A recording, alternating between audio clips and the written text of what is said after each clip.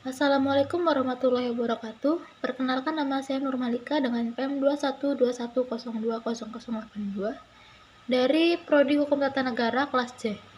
Di sini saya akan menjelaskan materi mata kuliah Filsafat Hukum Islam dengan judul Bangunan Hukum Islam di Indonesia. Divine Law dan Man-Made Law sebagai teori hukum. Hukum Islam itu dikategorikan sebagai divine law karena aturan-aturan di dalamnya dibuat langsung oleh Tuhan untuk mengatur kehidupan manusia.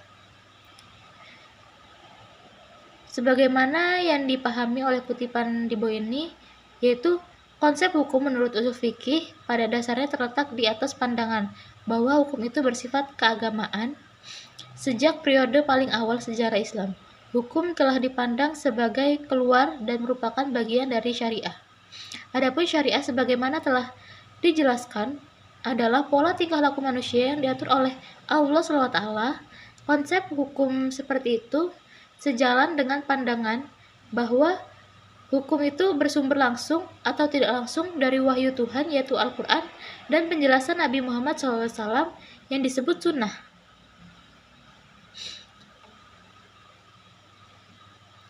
Menurut Kaduri, warga negara Islam adalah hamba Allah dan hukum-hukumnya adalah hukum suci. Karena ia berasal dari Allah SWT, tidak diterapkan oleh manusia, hukum suci seperti itu adalah pasti benar dan manusia hanya bisa mematuhi karena Allah SWT lebih mengetahui dari otoritas maupun terhadap kebutuhan-kebutuhan hambanya. Dalam usaha menaati hukum, manusia menyadari akan tujuan agamanya karena hukum dalam Islam itu memiliki karakter sebagai sebuah kewajiban religius. Pada waktu yang sama, ia juga memberikan dukungan politik bagi agama Islam.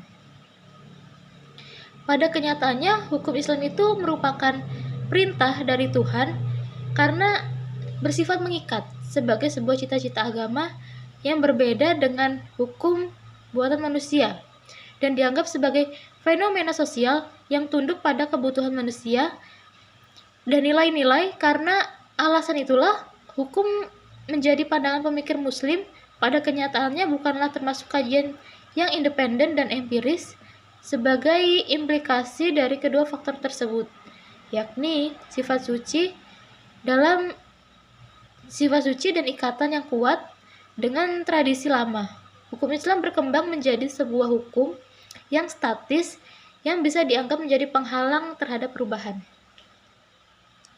Lalu adanya perkembangan hukum Islam di Indonesia itu, sejauh ini membahas persoalan tersebut terlebih dahulu sebaiknya mengetahui apa yang dimaksud dengan hukum nasional. Mengapa kita membutuhkan hukum nasional? Bagaimana cara kita mewujudkan hukum nasional tersebut? Ada pembangunan hukum di Indonesia yang dimana sistem hukum nasional pemerintahan menerapkan kebijaksanaan untuk memanfaatkan 3 sistem yang eksis di Indonesia, yaitu sistem adat, sistem hukum adat, Islam, dan Barat sebagai bahan bakunya. Ketiga sistem ini berkontribusi dalam pembangunan hukum nasional.